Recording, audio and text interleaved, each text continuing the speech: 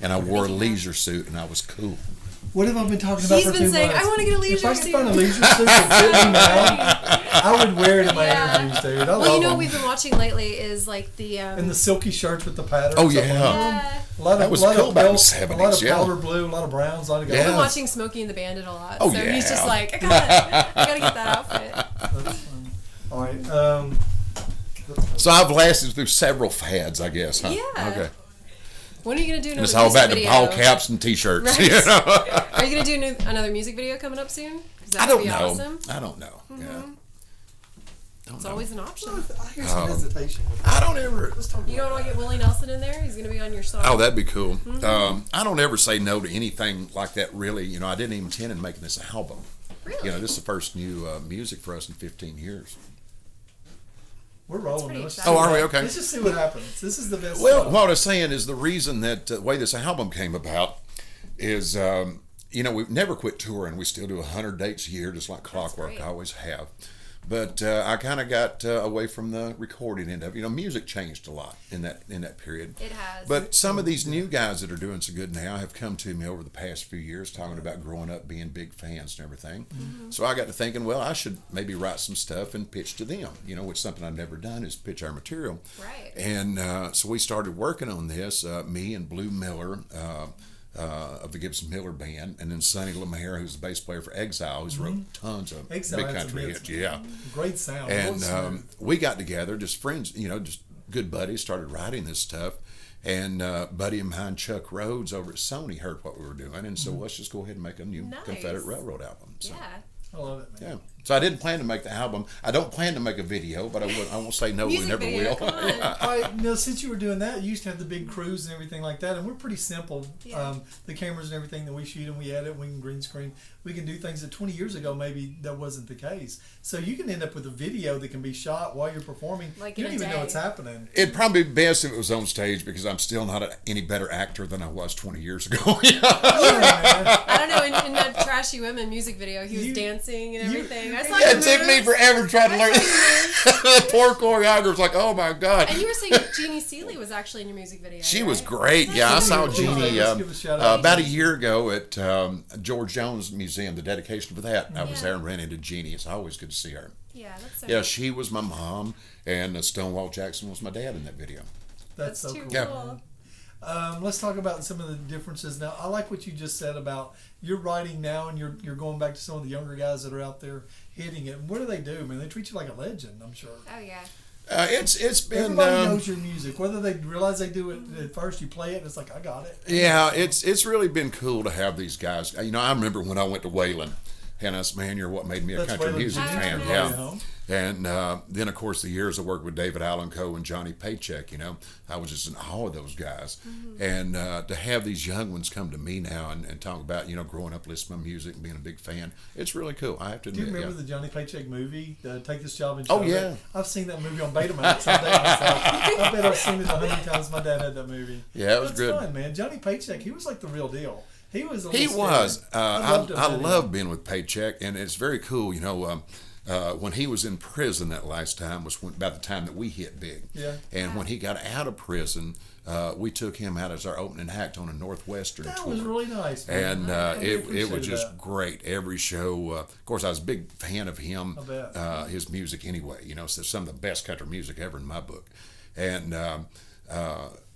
he'd get out and do his show, and then we'd go and do our part of the show. And I'd always talk to the crowd about, you know, I used to work with Paycheck, and big fan, good friend, and built him up real good. And then he'd come out and we'd do 11 months, 29 days together. Wow. Yeah, and So cool. it was a great tour. Yeah. I thought that was fun. Yeah, what I like about your music is it's so versatile. It reaches such a wide audience. Like, you know, your Even ballads. the California girl got it. Yeah, Yeah, well, your it- ballads and then your country. Well, you stop and think on that first album, Jesus Mama was up for 2 Christian awards, Yeah. and then Trashy Women up for a Grammy on the same album. And that Carrie probably Underwood says something can about do how that. crazy I am because Carrie I Underwood saw how all that Carrie worked together, Underwood. you know?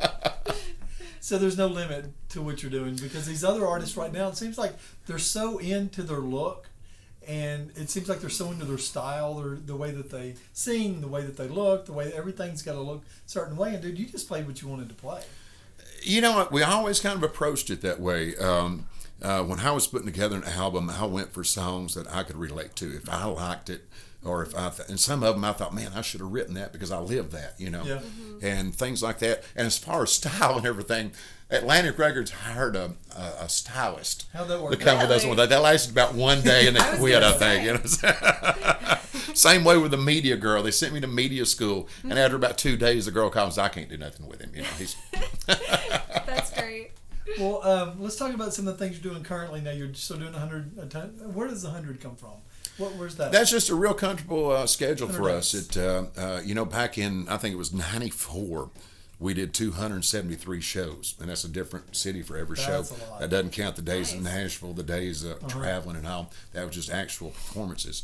And, I'm 60 years old now. I couldn't do that again. It'd wear me out. But 100 just seems real comfortable to us. And it sounds like a lot, but then, you work more during the spring, summer, and fall, and then not much during the winter. I like And you baseball. average it out, and it's basically working weekends. Yeah. It's a pretty good And the weekend people job. that listen to your music are working 40, 50 hours a week year round. So Yeah, for them, there I mean, you go. Yeah, they're like only 100 days. but it's I love to do it's that. a real comfortable schedule. It's a lot for of us. travel. So It is, yeah, but we still enjoy it. Back a few years ago, I decided to take off for the winter, which is something I'd never done. And I thought, man, it's going to be great. I'm going to do this. I'm going to do that. I'm going to get this done, that done. After about 2 weeks, I said, sweet Lord, get me out of here. I've got to go on the road. Yeah, it was awful. Yeah. I bet. Now you still living in Georgia? I actually just moved back to Georgia. I was born and raised in Chattanooga and lived most of my life there. But actually just got married and moved to Adairsville, Georgia. Congratulations. Yeah, thank you. That's man. sweet. Good for you. How's that working out? How is she able to corral this? Because you got a lot of energy. I know. You hit the door and everybody knew you were here. Oh, I hit home and I hit the couch. We have Mike Watkins out there, and we talk about he's like a Blake Shelton, and Merle Haggard had a baby, it would be Mike Watkins. Yeah. We found out about 6 months ago that he blows up the Wanda, stage. his wife, is wonderful. She can But really rein his him in favorite and hit right ground now is him. Beer Drinking Son. They're out there sounding it. And you came in and you overpowered Mike, and I didn't. Well, I didn't mean to. No, that's good. He It was needs to funny. know that there's bigger people out there than him. And you came right in telling stories. You pulled up to the table, and it's like, what are y'all playing poker over here? Yeah. Yeah. And you Funny. just go right into the story. Well, they started talking about David Allen Coe. Dude, And that's- nobody's got more Coe stories than I've got, There's no way. So they were big David Allen Coe fans, so I shared a couple of those stories with them. David That's Allen so Cole. neat. And no, I'm not going to share those on air. No. I was gonna say, And George Jones kind of took you under his wings. I mean, that's a huge George deal. was a huge help to me. When we first came to Nashville, I admit we had an edge about us. We were rough around the edges all those years on the road with Coe. But people were kind of scared of us, And even after we started having hit records, we weren't getting the offers we should have to go out as opening act and all. And then George stepped up and took us out. And things went great with him. Everybody's like, Well, once George accepts you, the rest of the community is like, well, they must not be that bad, And George had a little wild side to him, man. He wasn't Which is good to promised have, anything, but It's he good was. to have a We little miss that in Nashville right now. spit in your soul. We spit in your soul. I might use that sometime. Yeah. We miss the songs that we've had some big names on our show: Mo Bandy, T.G. Shepherd, a lot of songwriters, and they say our songs can still be played 20, 30 years down the road. Right, the Yours is the memorable same ones. way, but you're just a little bit on the rowdy side. Well, I've been very blessed with that. When you make these records, you don't know how long they're going You to don't last. And it's still amazing. I'll see print out sometime how much airplay we still get on that old stuff. yeah, you got a we're lot very of blessed. top Billboard hits.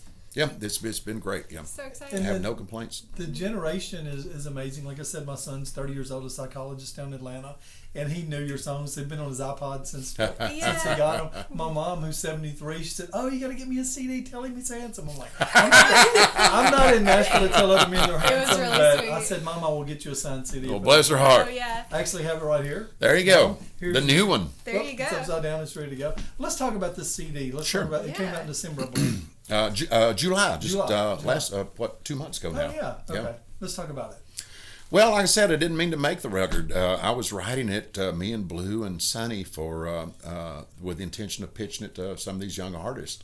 And then Sony heard about it. And what's really cool, a couple things. First off, Sony calls, without me pitching the record to them. Yeah. And then the second thing, I didn't even realize until the day we signed the contract. after I signed it, he said, "Well, let's hear some of this stuff." And I'm like, "You haven't even heard it?" yet? And Oh he my said, gosh. "No." He just wanted you. Yeah, Yeah. well, you know, the history of, I guess he wanted that. Of course. That's what he was looking for, that Everybody's Confederate begging for it Railroad right type now. music. And that just floored me that, you know, to get a record deal, and the guy hadn't even heard the record yet. Yeah. You know, so I was really happy with it. I want to talk about the remake of Trashy Women because you're singing with other Yeah. people on this. Well, we this have is 11 what new Jill's songs on the album. I think we wrote 8 of them, and then there's a couple on there that I've been doing in the shows over the past few years that we recorded and put on there. But we have 11 new songs, and we recut Trashy Women, and all the proceeds from this go to charity. And And I like your charity a lot. I come from Mississippi, and that is a really common thing, what you're talking about. well, it's the Hunter Worley Foundation, and me and a couple other guys put this together a few years ago. Now, I didn't know the family when this happened, but Hunter Worley was a 3 or 4 year old boy, and his dad was on his backhoe and didn't know Hunter had come outside, backed over him, and killed him. So sad. And since then, I've got to know the dad and the grandparents and the brothers and the uncles, aunts, and all that. But real good people, and I saw what it did to the dad, you know, and I can't imagine as a parent what could possibly be worse than that, you know. Yeah. And that's got to be the lowest point a person can reach. And so we decided, well, what can we do to help these people? And we started the foundation in Hunter's name, the Hunter Worley Foundation. And what we do there around my hometown of Chattanooga, we're not big enough to do it everywhere, but, you know, hopefully someday we will be. But if somebody does suffer the loss of a child, be it illness, accident, whatever, regardless of religion, race, whatever, that doesn't matter. We go in and help with funeral expenses. We have connections at the funeral homes. It's so unexpected. Yeah, you're never And if you have a prepared for farm, that. you don't have a lot of money anymore. You know, and as a parent, you take out life insurance to make sure your family's okay if something happens to you, but you don't think to take what happens if something happens to the kid, you know. And we've got clergy and therapists that work with the families. We've got deals with the funeral homes, the people make the headstones and all this. And one cool thing is there's been some of these families we've gotten through this, and they've become part of the foundation. And you know, thank God we can't tell you what it's like to lose a kid, but they can. I bet for them, there you go. And that helps them even helping like a other support group. parents. Yeah. Yeah, that's so nice. And you know, there's of course every story's tragic, you know. Yeah. Yeah. But it's been rewarding and heartbreaking all at the same time. But Well, we're definitely going to put your links on this video. well, thank you. You So know, if you're you watching read this, about hit the link, charities, and well, you give $1 and a nickel of it goes to where you really want it to go and all. Yeah, people And are I watching thought it more. when we were talking about doing this for charity, I said, well, let's just give it to the foundation, as we know where 100% of that money goes. That's great. And it's been really cool. Yeah. Foundations, I know what you're saying. A lot of people have backed off of charity and they're just going back to just church only, and because they're so reluctant. You know, if a CEO is getting millions of dollars, Yeah, a year, exactly, you Well, know. that's not really fair. So you're doing 100%, man. Yep. You know, you well, for thank doing you. My that, pleasure. man. Thank you. Yeah. Good for you. Y'all, we're gonna put the links up where you can buy the CD online. You can download it, and then my son probably already has it. My mom's gonna get a CD. Dude, I've been following you for years, and I feel like we're brothers. I'm so excited that you came on my show. Well, thank This you. is a big honor to have you in here, and thanks for your charity. Again, the link to the charity. You just click on it, you can donate, and you can become part of it. So thanks for coming in. Enjoyed TJ Cates with Nashville Entertainment Weekly. Jill Santamez and Danny Shirley. Let's go.